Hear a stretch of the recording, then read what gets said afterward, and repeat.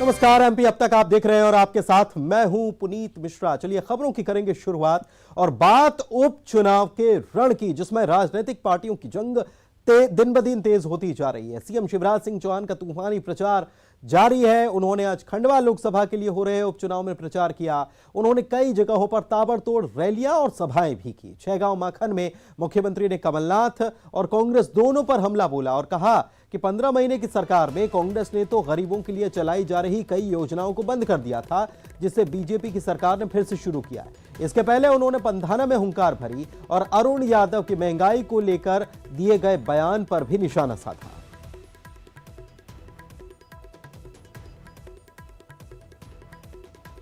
कमलनाथ दादा, तुम मुख्यमंत्री बने, तुमने हमारी संबल योजना बंद कर दी, बच्चों की फीस भरवाना बंद कर दी।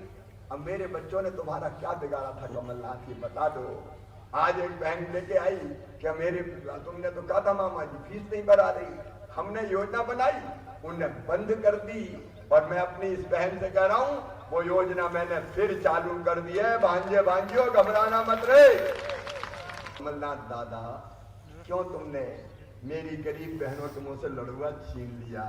वो 16,000 रुपये ही बंद कर दिए कमलनाथ। लेकिन मेरी बहनों, अब हमने फिर तय किया है कि जन्म देने के पहले 2 बच्चों तक, जन्म देने के पहले और जन्म देने के बाद ये 4,000 और 12,000 रुपया, 16,000 रुपया गरीब बहना को भी दिया जाएगा।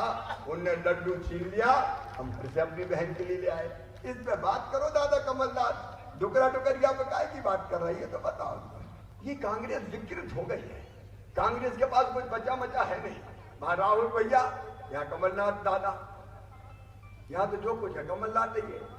कांग्रेस के अध्यक्ष कमलनाथ, नेता प्रतिपक्ष कमलनाथ, स्टार प्रचारक कमलनाथ, मुख्यमंत्री बने तो कमलनाथ, युवाओं के नेता नकुलनाथ। तो हमने कहा बाकी कांग्रेस हो गई अनाथ, बचा क्या? और दादा जनता के बीच में तो जाते माते नहीं, चुनाव में एक आध वक्त आ गए और राम राम, बाकी कुछ करना धरना है नहीं। और चुनाव प्रचार के दौरान सीएम शिवराज सिंह चौहान ने कमलनाथ और अरुण यादव के बयानों पर निशाना साधा। कमलनाथ के एक्टर वाले बयान और अरुण यादव के स्मृति ईरानी और हेमा मालिनी पर की गई टिप्पणी को लेकर, दरअसल महंगाई पर टिप्पणी कर रहे थे, नाम दोनों का लिया था। इसको लेकर सीएम शिवराज ने हमला बोला और कहा कि कमलनाथ ने उन्हें एक्टर कहा था, लेकिन यह एक्टर तो निमाड़ में पानी लाया। कमलनाथ बताएं कि उन्होंने क्या किया। सीएम ने अरुण यादव के बयान पर भी निशाना साधा। आए थे, अगल बगल में भी आए थे,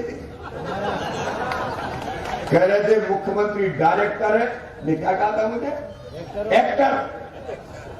शिवराज सिंह एक्टर, मोदी जी डायरेक्टर, हमारे कमलनाथ ये एक्टर है। एक्टर, ये एक्टर पूरे निमाड़ में पानी लेके जा रहा है। तुम्हारे नेताओं से पूछो, तुम्हारी सरकार जब थी क्या किया तुमने? मेरे बहनों और भाइयों, ये एक्टर और डायरेक्टर, ये जनता के विषय है क्या बताओ? एक कहता है एक्टर डायरेक्टर, दूसरा कहता है हेमा मालिनी जी और स्मृति ईरानी जी को हमारी सम्मानित नेता है। लेकिन बताओ, ये जनता के मुद्दे बोले डुकरा हो गए, डुकरिया हो गए। अब डुकरा डुकरिया से भैया जनता को क्या लेना था? तो जनता को पानी चाहिए, जनता को विकास चाहिए, गरीब की रोजी रोटी चाहिए। अरे ये डायरेक्टर है मोदी जी, जिनने तय किया कि छोटे से छोटे किसान के खाते में भी 6,000 रुपया हर साल डाले जाएंगे। इधर उपचुनाव के रण में प्रचार के आखिर दौर में बीजेपी की ताकत और नजर आने वाली है। 22 से लेकर 27 अक्टूबर तक के कार्यक्रम तय कर दिए गए, जिसमें 22, 23, 24 अक्टूबर को पन्ना प्रभारियों का सम्मेलन किया जाएगा। बीजेपी 24, 25, 26 अक्टूबर को महासंपर्क अभियान चलाएगी और 27 अक्टूबर को विजय संकल्प अभियान चलाई जाएगी। बीजेपी कार्यकर्ता घर घर जाएंगे, दिवाली की शुभकामनाएं देंगे।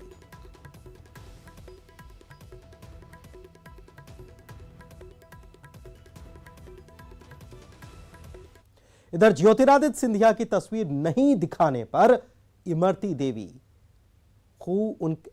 देवी का कहना है कि उनका खून सूख जाता है। ऐसा ही कुछ बयान उन्होंने पृथ्वीपुर विधानसभा उपचुनाव में प्रचार करने के दौरान दे दिया। दरअसल पूर्व मंत्री इमरती देवी पृथ्वीपुर पहुंची थी बीजेपी उम्मीदवार शिशुपाल यादव का प्रचार करने के लिए। उन्होंने बैनर पोस्टर में जब ज्योतिरादित्य सिंधिया की तस्वीर नहीं पाई तो इस पर नाराजगी जताई और क्या कहा, सुनिए आप।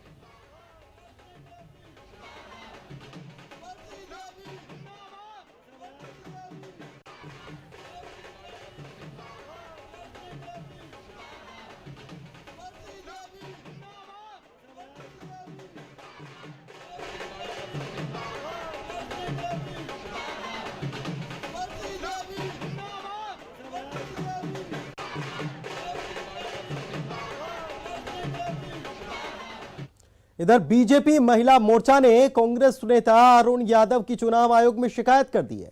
बीजेपी महिला मोर्चा के प्रतिनिधि मंडल ने चुनाव आयोग पहुंचकर अरुण यादव के खिलाफ शिकायत दर्ज कराई और चुनाव प्रचार पर रोक लगाने की मांग कर दी है कि उन्हें चुनाव प्रचार न करने दिया जाए। दरअसल आपको बता दें कि खंडवा में चुनाव प्रचार के दौरान अरुण यादव जनता को याद दिला रहे थे महंगाई के बारे में और बात कर रहे थे कि क्या हालत हो गई है महंगाई की। खाद्य तेल से लेकर पेट्रोल से लेकर रसोई गैस तक सब कुछ महंगा हो गया है। और इस दौरान उन्होंने स्मृति ईरानी और हेमा मालिनी को लेकर भी टिप्पणी की थी।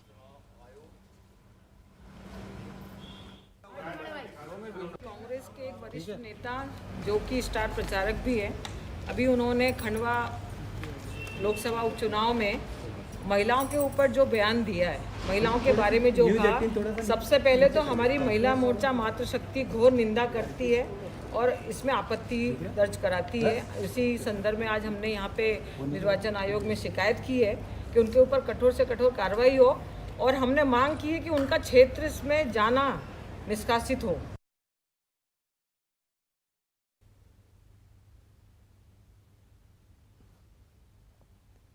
तो बीजेपी महिला मोर्चा ने इलेक्शन कमीशन में जाकर शिकायत की है कि उनके चुनाव प्रचार पर रोक लगाई जाए।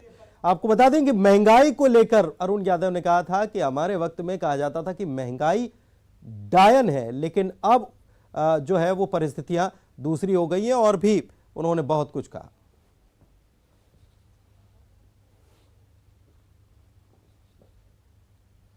और चलिए आगे बढ़ते हैं, अगली खबर की बात करते हैं। मध्य प्रदेश सरकार ने अधिकारियों कर्मचारियों को दीपावली का बड़ा गिफ्ट दिया है।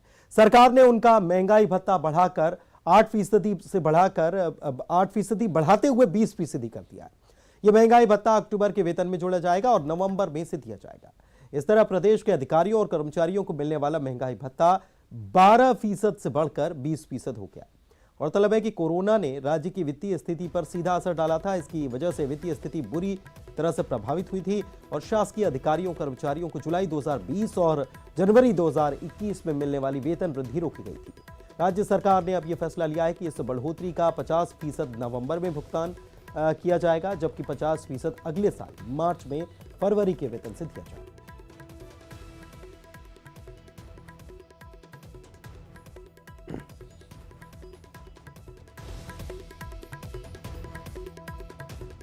सभी शासकीय सेवकों को 20% महंगाई भत्ता दिया जाएगा।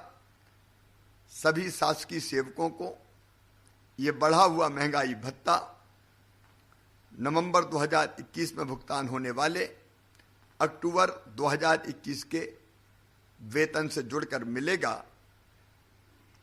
कोरोना काल में राज्य की वित्तीय स्थिति बुरी तरह प्रभावित होने के कारण वेतन वृद्धि का फैसला भी हमने स्थगित किया था। अब राज्य सरकार ने यह फैसला किया है कि इस लंबित वेतन वृद्धि का 50% हम नवंबर 2021 में भुगतान होने वाले। और इधर केंद्र सरकार ने केंद्रीय कर्मचारियों को भी दिवाली गिफ्ट दिया है। केंद्र सरकार ने कर्मचारियों का 3% महंगाई भत्ता बढ़ा दिया है। पेंशनधारियों को भी इससे फायदा होगा, इसका लाभ उन्हें भी मिलेगा।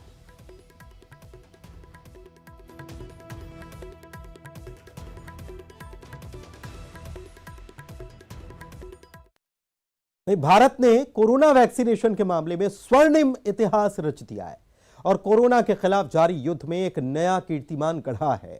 नए मील के पत्थर को पार करते हुए देश में वैक्सीनेशन का आंकड़ा 100 करोड़ के पार पहुंच चुका है। आज भारत ने 278 दिन में 100 करोड़ डोज का आंकड़ा पार कर लिया है। 10 महीने पहले कोरोना योद्धाओं के समर्पण और सरकार की प्रतिबद्धता सजगता के दम पर 16 जनवरी 2021 को कोरोना के खिलाफ निर्णायक लड़ाई शुरू हुई थी और दुनिया के सामने एक मिसाल कायम करते हुए रिकॉर्ड समय में देश ने यह कर दिखाया।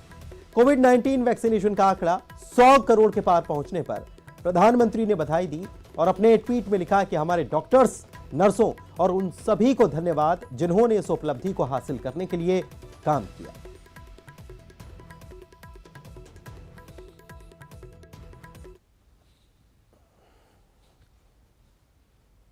इधर देश में वैक्सीनेशन के 100 करोड़ के आंकड़े पर पहुंचने पर एमपी में जोरदार जश्न मनाया जा रहा है। टीकाकरण केंद्रों को जमकर सजाया गया तो कई जगह से आतिशबाजी की तस्वीरें आई। आपको हम अलग अलग तस्वीरें दिखा रहे हैं, 5 तस्वीरें जो खुशी बता रही हैं। भोपाल में टीकाकरण केंद्र पर आकर्षक रंगोली सजाई गई तो इंदौर में डॉक्टर्स और वॉलंटियर्स बैंड की धुन पर थिरकते नजर आए। ग्वालियर में वैक्सीनेशन सेंटर पर लोग खुश नजर आए। जबलपुर में भी कई टीकाकरण केंद्रों पर रंगोली बनाई गई और गुब्बारों से सजाया गया। झाबुआ की बात करें तो यहां स्कूली बच्चों ने 100 का सिंबल बनाकर लोगों का मन मोह लिया।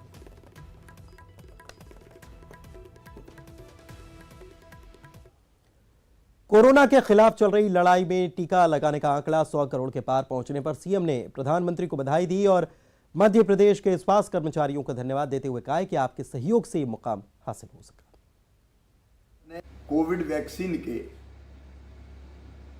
भारत ने 100 करोड़ टीके लगा लिए हैं। यह ऐतिहासिक उपलब्धि है। मैं प्रधानमंत्री श्रीमान नरेंद्र मोदी का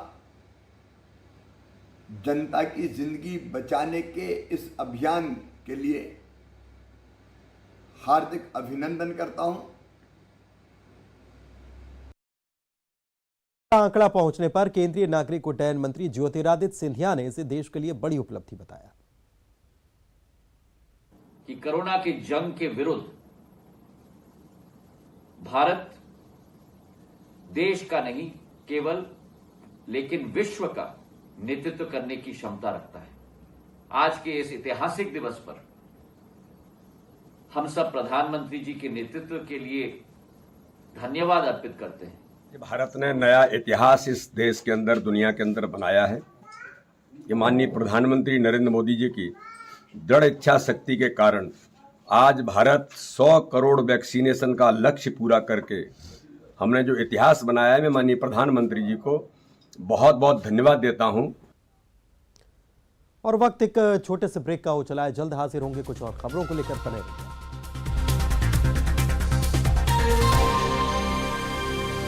रोक दफा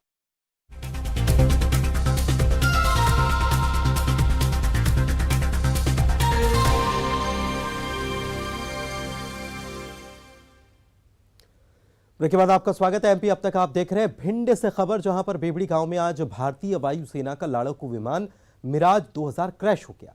आग लगने के बाद प्लेन गांव के खेत में जाकर गिर गया। इसकी पुष्टि एसपी मनोज सिंह ने की है। राहत की हालांकि बात यह रही कि वायुसेना में इस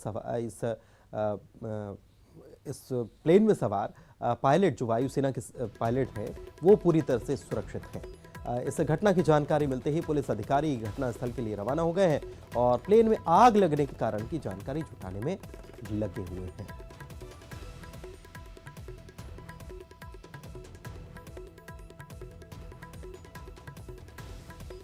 तो वो जमीन में 10 फीट नीचे खेत में घुसा हुआ था। विमान को ऊपर से सर्च किया गया और एरिया को सिक्योर किया गया और जो पायलट जो थे उनसे कांटेक्ट करके उनको मेडिकल एड दिया गया। उनके द्वारा बताया गया है कि एक मिराज प्लेन था और वो ग्वालियर से उड़ान भरा। के कई जिलों में खाद का संकट गहराता ही जा रहा है। टीवी स्क्रीन पर किसानों के हंगामे की 3 तस्वीरें आपको दिखाते हैं। पहली तस्वीर अशोकनगर से। यहां पर खाद की समस्या को लेकर जिले के किसानों ने सहकारी विपणन संघ के सामने मुख्य सड़क पर चक्का जाम कर दिया। और दूसरी तस्वीर शिवपुरी की। यहां पर लुधवावली में खाद गोदाम से खाद लेने के दौरान किसानों के बीच जमकर धक्का मुक्की हुई। तीसरी तस्वीर शाजापुर कृषि उपज मंडी की। यहां पर व्यापारियों और किसानों ने कृषि मंडी में फैली अव्यवस्थाओं और सोयाबीन का उचित दाम न मिलने को लेकर किसानों ने हंगामा कर दिया।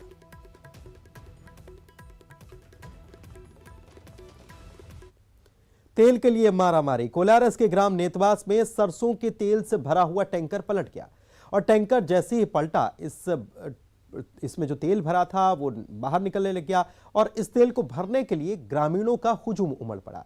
टैंकर को कुछ लुटेरे लूट कर ले जा रहे थे, वही रास्ते में ये टैंकर पलट गया, जिसे छोड़कर लुटेरे तो भाग निकले। लेकिन इसके बाद इसमें जो टैंक में जो तेल भरा हुआ था, इसको लूटने के लिए लोगों में होड़ मच गई।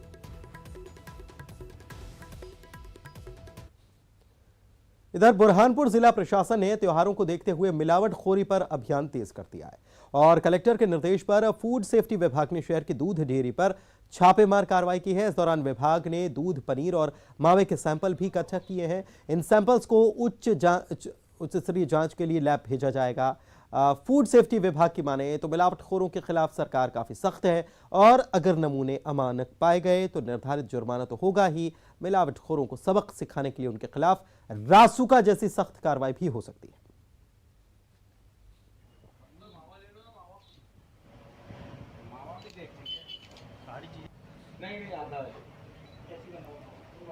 और इसी के साथ एमपी अब तक के इस बुलेटिन में फिलहाल इतना ही। नजर हेडलाइंस पर।